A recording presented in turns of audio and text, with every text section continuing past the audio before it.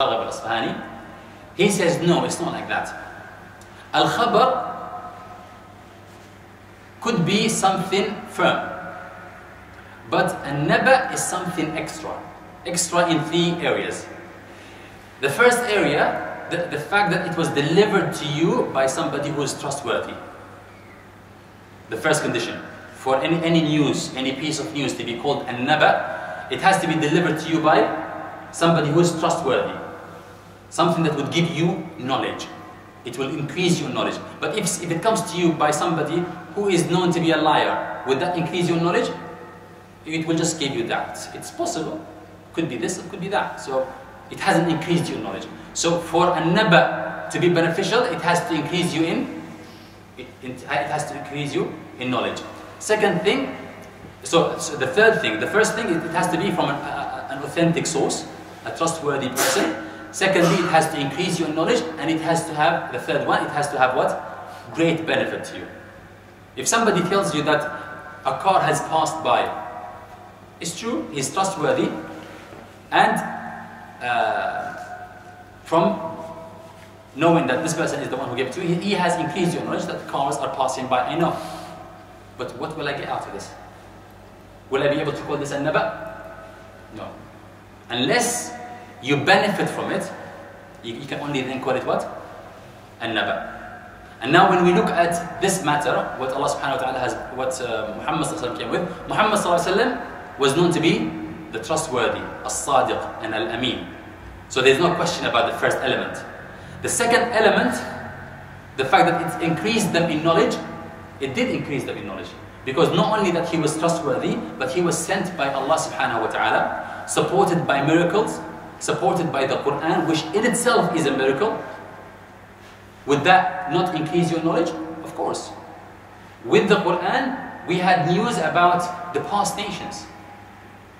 News about things that we've never attended, events that we never attended, we've never been there, but now we know about them. We know about what's going to happen in the future. We know about the day of judgment. We know about how to worship Allah subhanahu wa ta'ala. So did we get knowledge? Yes, we did. And do we get benefit out of this knowledge? The answer is yes. How? Because of what Muhammad sallallahu alayhi wa sallam gave us, and because of the knowledge, this knowledge could help us prevent the destiny of hellfire and secure the destiny of paradise. And how much of a benefit is this? Great benefit. Therefore, can we call it An-Naba? Yes. So we can call whatever Muhammad sallallahu alayhi wa sallam came with as An-Naba. So Allah subhanahu wa ta'ala is telling them, do you guys realize that what you're talking about, what you guys are refuting, and what you guys are rejecting, what you guys are mocking and ridiculing, is actually An-Naba. It's not rumors, it's not heresies, it's not lies, it's An-Naba. Do you see the relevance? And not only it's An-Naba, but Allah subhanahu wa ta'ala also added to it An-Naba al-Azim. Okay? So what are they asking about? They are asking about An-Naba, and we did say what An-Naba is about. And we also, Allah subhanahu wa ta'ala also said, it's An-Naba al-Azim. Al-Azim, literally, is used to describe something physical. It's normally a physical thing. When you say something Azim, you're describing a huge building, for example. Or you're describing a great mountain, or something like this. The word itself is used to describe something physical. But people use it so much so as a way of building an image in the listener's mind. If you want somebody to imagine an issue as something really great, you would use the word Azim. Because the minute you say Azim, they will have in their head something great and massive. Okay? But it was used so much so, now it refers to something important. If there's an important matter, you would say, this is Amrun Azim. This is a matter that is so important. But really, linguistically, it means something that is massive in size.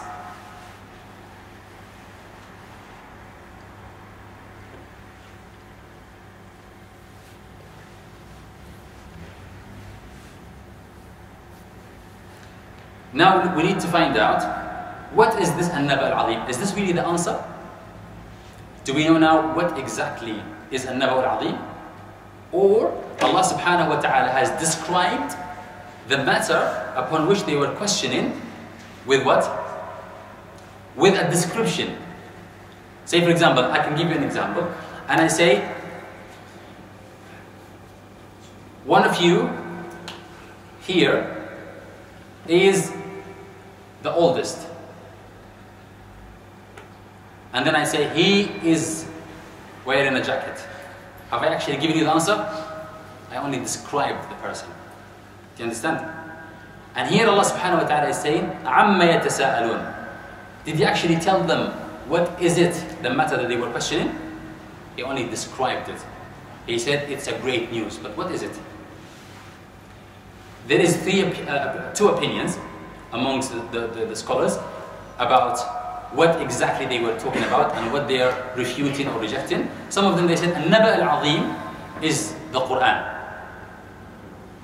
An-Naba al-Azim is the Quran, because Allah subhanahu wa ta'ala says قُلْ هُوَ نَبَأٌ عَظِيمٌ أَنْتُمْ عَنْهُ مُعْرِضُونَ. قُلْ هُوَ نَبَأٌ عَظِيمٌ أَنْتُمْ. Referring to the Quran, Allah says, O Muhammad, say, this is a great Naba. نَبَأٌ عَظِيمٌ أَنْتُمْ عَنْهُ مُعْرِضُونَ, which you are rejecting. So Allah subhanahu wa ta'ala described the Quran in some other parts of the Quran as being a Naba. And there is a rule in the people of Tafseer, in the scholars of Tafseer, the best way to interpret the Quran is to interpret the Quran by the Quran itself. So that's one opinion. They say because Allah subhanahu wa ta'ala said in that verse, قُلْ هُوَ نَبَأٌ عَظِيمٌ أَنْتُمْ عَنْهُ مُعْرِضُونَ, then very likely that what we are talking about here is the Quran. So they said Muqatil and Mujahid, they said that An-Naba al-Azim, actually, Qatada said An-Naba al-Azim is the Quran. Okay? In the other hand, we have Mujahid and Muqatil. They said, no, this is Al-Ba'th, the day of judgment, the resurrection. They said this is what is referred to by An-Naba al-Azim. And they said, because Allah subhanahu wa ta'ala says in the remaining verse of the Quran, إِنَّ يَوْمَ الْفَصْلِ كَانَ مِيقَاتًا. And he brought evidence which indicates the proof that the day of judgment will come, as we will see inshallah later. So they said An-Naba al-Azim is really what? The day of judgment. So two opinions. The first one says that An-Naba al-Azim is what? Who's with me? Al-Quran. The second one, the second opinion? Okay, now I'm going to teach you a rule that you can use inshallah for the future. Okay? You will read books of tafsir and you will come across something like قال مجاهد النبأ العظيم هو البعث والنشور. Mujahid said, Mujahid is one of the tabi'een, the best tabi'een who learned from the likes of Ibn Abbas and Abdullah ibn Mas'ud. We have people like Qatada, Mujahid. You will hear these names in the books of tafsir quite a lot. So we have, you would hear that Muqatil and Mujahid said that An-Naba al-Azim is al-Ba'th wal-Nushur, the resurrection. And you see in the other hand Qatada, which is also another great scholar of a tabi'een, who would say that An-Naba al-Azim is actually the Quran. What do you do then? They call this difference amongst the scholars of tafsir, or amongst the tabi'een, they call it اختلاف تمثيل. Okay, this is a difference in giving an example. Because what Muqatil and Mujahid said, or what they meant, is this is an example of the matters on which they they had a dispute. And what Qatada said, Qatada only gave another example. So they had a number of issues. Remember what we said about the word tasa'ala? Tasa'ala doesn't mean that they talked about one matter. No, they spoke about a number of issues. So they spoke about Muhammad sallallahu alayhi wa sallam, whether being he is a messenger or not, the Quran, be it kadhib, a lie, or be it magic, or be it fortune telling, and this sort of things. And they also spoke about the day of judgment. Could it be true? Are we going to be resurrected? Are we going to live an everlasting life after we are resurrected? And so on and so forth. So they question this kind of things. So when you hear scholars differing about a meaning, pay attention. It's most likely that this difference of opinion is just an example that they are giving. اختلاف تمثيل. That's why you find Ibn Jarir. Ibn Jarir, by the way, is the father of Tafsir.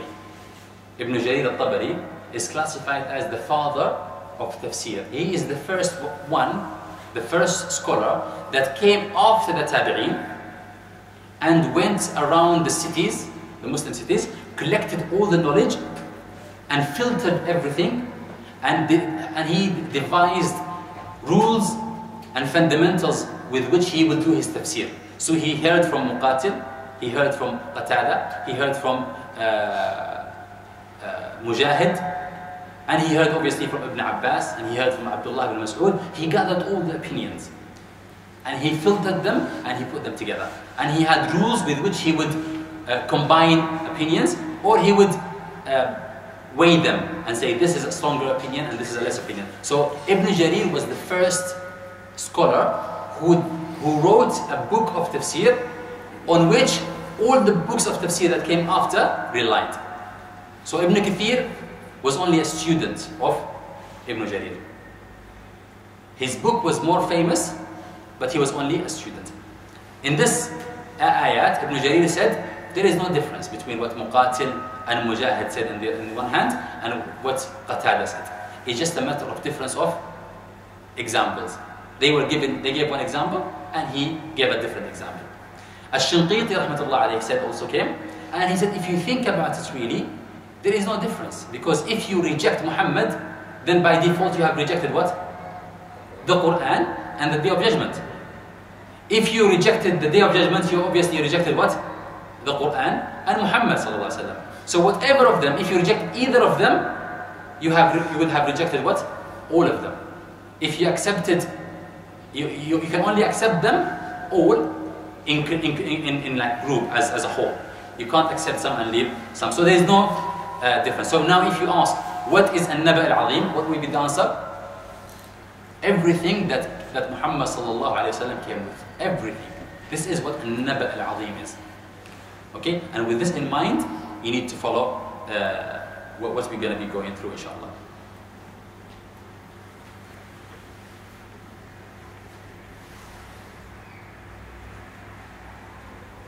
And then Allah subhanahu wa ta'ala says, الَّذِي هُمْ فِيهِ مُخْتَلِفُونَ.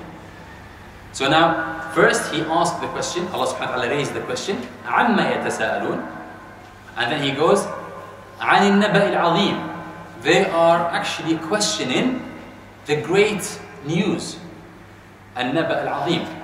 And then he described it. So the first description of this news is An-Naba al-Azim. And then the second he described it by saying, الَّذِي هُمْ فِيهِ مُخْتَلِفُونَ.